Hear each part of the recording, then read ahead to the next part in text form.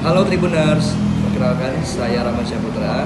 Saya kelahiran di Medan, tanggal 4 Desember 1996. Usia saya saat ini 25 tahun. Saat ini saya bekerja di PP Batam, bagian Direktorat Pengelolaan Pertanahan.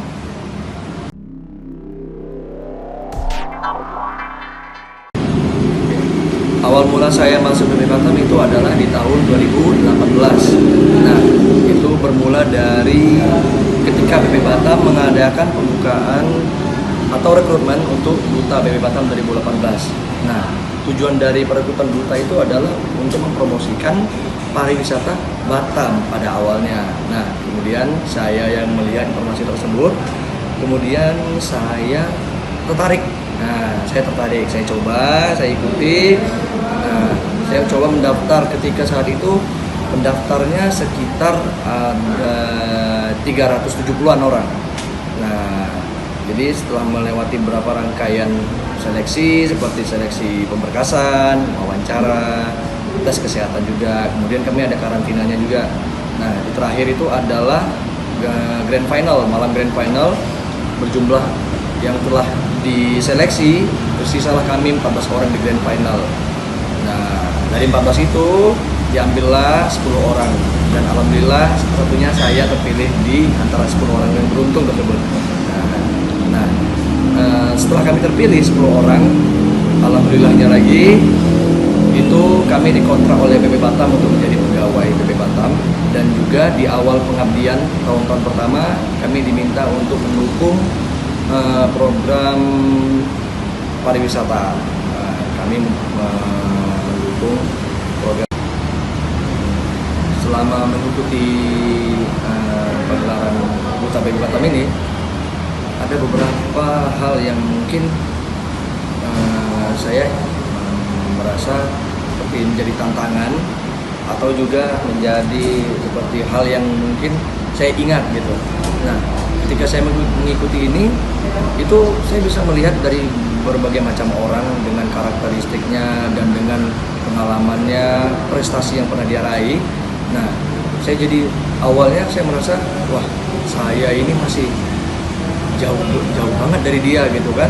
Nah, tapi saya lebih memiliki optimisme dalam diri bahwa insya Allah ketika kita percaya diri dan kita melakukan yang terbaik, insya Allah kita akan berhasil. Nah, saya tetap optimis menjalankannya. Nah, ketika saya melihat di situ ada yang sudah pemenang dari duta pariwisata dari instansi lain gitu kan, ada juga duta yang ini segala macam. Nah, dengan saya belum ada pengalaman di duta, tapi alhamdulillah saya bisa terpilih. Nah, di situ saya melihat banyak orang-orang yang punya bakat bagus gitu. Kemudian juga mereka memiliki pengetahuan dan talent yang luar biasa juga. Nah, mungkin ada faktor X yang membuat ya saya terpilih gitu. Jadi mungkin untuk teman-teman juga jangan pernah minder, jangan pernah merasa tidak percaya diri. Cita-cita awal saya saat kecil, saya pernah bermain ke PP Batam. Nah, di situ saya pernah berkata, sepertinya saya pengen deh bekerja di sini, sepertinya enak, gitu. Namanya juga masih kecil ya. Nah, tapi seiring berjalannya waktu, akhirnya saya udah kuliah. Sampai di kuliah itu beda lagi cita-citanya. Awalnya ingin kerja di kantor pemerintahan, kemudian saat kuliah di UIB, kebetulan UIB itu kampus yang internasional ya, setara internasional, menawarkan banyak program-program internasional. Akhirnya saya berubah nih mindsetnya. Wah, sepertinya saya pengen lanjut kuliah di luar negeri dan bekerja di luar negeri. Nah, sempat seperti itu.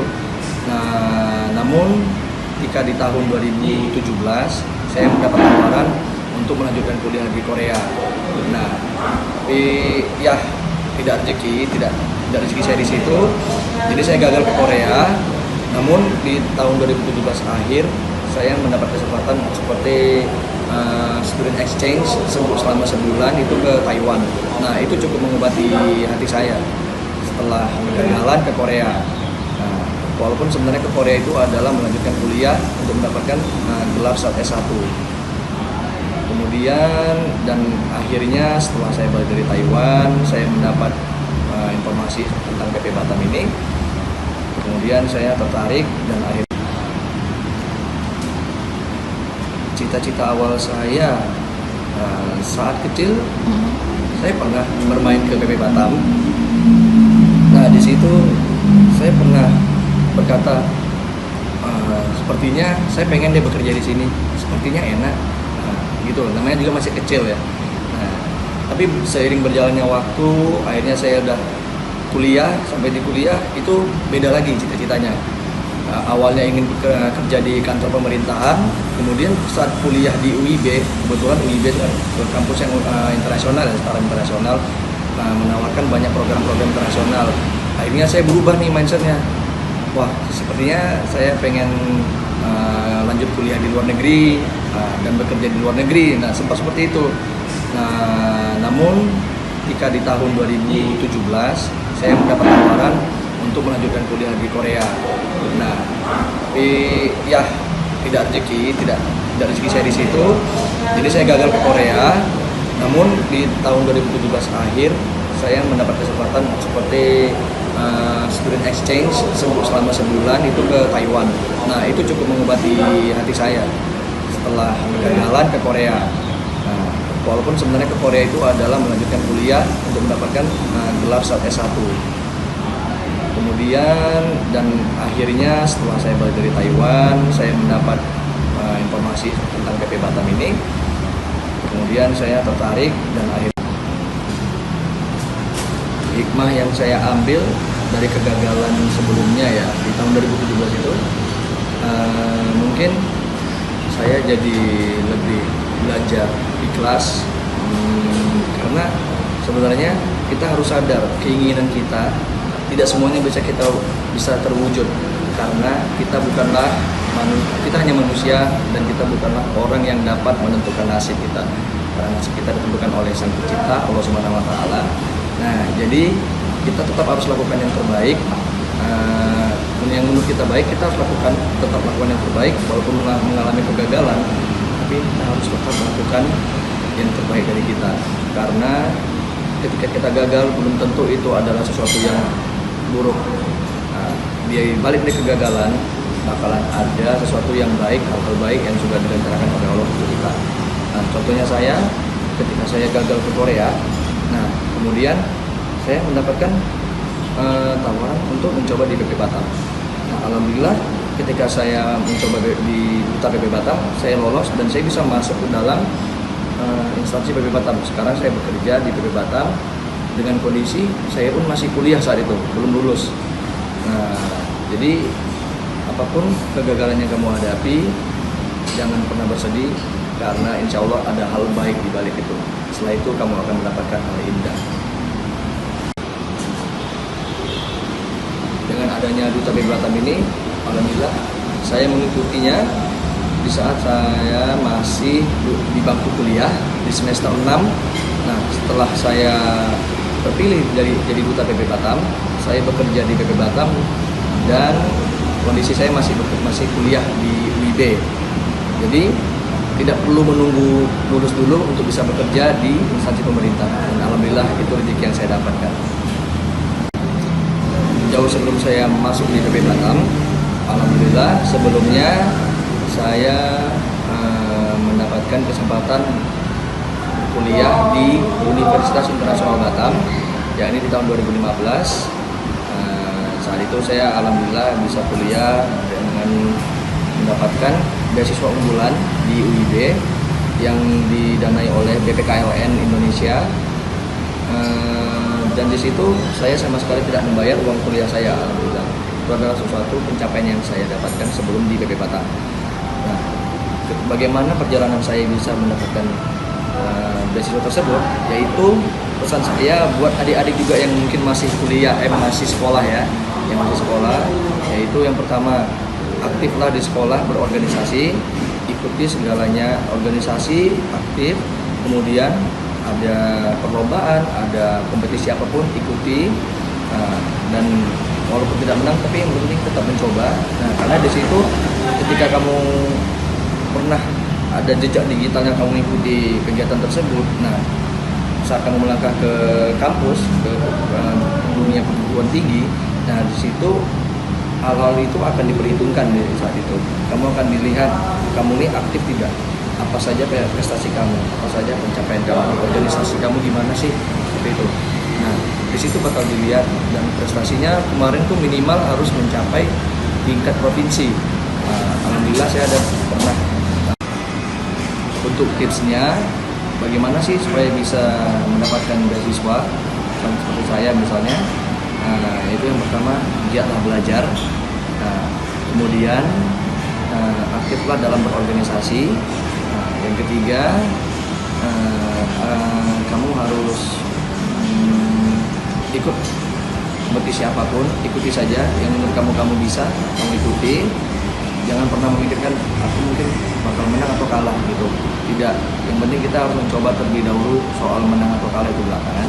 Nah, yang terakhir, motivasi diri bahwa kamu ingin menunjukkan kepada orang tua, tetangga, saudara, dan semuanya, kepada dunia mungkin, bahwa kamu bisa melakukan hal tersebut. Jadi kamu punya motivasi menunjukkan bahwa saya bisa nih, saya bisa berprestasi, saya bisa membanggakan orang tua, seperti itu. Dan jangan lupa selalu minta doa orang tua, karena doa orang tua adalah yang paling jarang bersama. Hal yang memotivasi saya dan menyemangati saya ya, mungkin untuk motivasi itu bisa banyak ya, banyak hal yang bisa kita dapatkan. Tapi kalau bagi saya sendiri, motivasi saya yang paling utama adalah untuk orang tua. Di awal saya sebagai anak tunggal ingin membuktikan bahwa pemikiran mindset soal anak tunggal itu salah, yang mengatakan anak tunggal itu manja dan tidak bisa berprestasi, tidak mandiri gitu. Nah, saya di situ ingin mencoba mengubah pandangan orang mengenai anak tunggal. Jadi di situ saya termotivasi, saya harus bisa berprestasi, saya harus bisa mencapai target-target yang sudah saya tanamkan sejak kecil gitu. Nah, jadi ada banyak hal yang ingin saya capai. Jika sudah mulai beranjak dewasa, disitulah kita harus mencapai target-target kita tersebut. Nah, jadi kenapa saya memilih orang tua juga, karena kita sebagai anaknya, ya, kita sebagai anak harus mengangkat derajat keluarga kita. Kemudian juga motivasi kita itu seperti ini, kita memiliki banyak circle teman-teman. Nah, kita pastinya ingin terlihat, wah dia lebih hebat dari saya gitu kan. Nah, kita pasti juga melihat teman kita lebih hebat dari kita. Tapi kenapa sih kita nggak bisa lebih hebat dari mereka? Nah, jadi itu motivasi saya harus bisa lebih hebat dari teman. Saat ini di BP Batam diterapkan sistem pekerjaan WFO dan WFH. Nah, saya tidak masalah, keduanya bisa dilaksanakan karena WFO dan WFH itu tergantung dari pekerjaannya. Apakah dia yang bisa dilaksanakan secara online ataupun dengan yang secara manual. Nah, jika yang secara online kita bisa di rumah mengerjakan, dan juga di masa pandemi pastinya kita lebih prefer ke WFH karena lebih aman dan jauh dari orang-orang yang keramaian begitu. Nah, apalagi yang di bagian pelayanan publik pastinya bertemu dengan berbagai macam orang, dan kita juga tidak tahu bagaimana kondisi kesehatan mereka. Oke. Jika disuruh memilih, saya akan memilih bekerja di rumah atau WFH. Mengapa? Karena di masa pandemi kita harus menghindari yang namanya bertatap muka langsung. Ya, sehingga dengan sistem online kita bisa menjaga seperti menjaga jarak gitu. Kemudian kita juga terhindar dari kasus-kasus yang sekarang lagi marak, itu seperti virus corona gitu. Nah, jika kita juga di rumah, kita juga bisa lebih santai, dan juga yang kita tidak menyebarkan hal-hal buruk ke orang lain gitu. Misalnya jika kita pun sakit, tapi kita tidak akan bertemu dengan orang lain juga gitu, dan itu bisa memutus rantai dari virus corona. Tantangan bekerja pada saat masa pandemi yaitu bertemu dengan orang-orang yang banyak dari bermacam-macam daerah, dari macam wilayah. Kemudian juga sebagai pelayan publik kita juga harus dituntut menjaga kesehatan, menjaga imunitas dan meningkatkan kesehatan. Bagaimana sih caranya agar tetap fit dan produktif selama masa pandemi ini? Caranya yaitu rutinlah meminum atau mengkonsumsi vitamin. Nah, kemudian jangan lupakan untuk berolahraga setiap hari, dan melaksanakan kegiatan-kegiatan yang produktif lainnya, seperti mungkin kita bisa berenang, jogging bersama keluarga. Kemudian kita juga bisa melakukan aktivitas-aktivitas kecil di rumah. Nah, mungkin itu.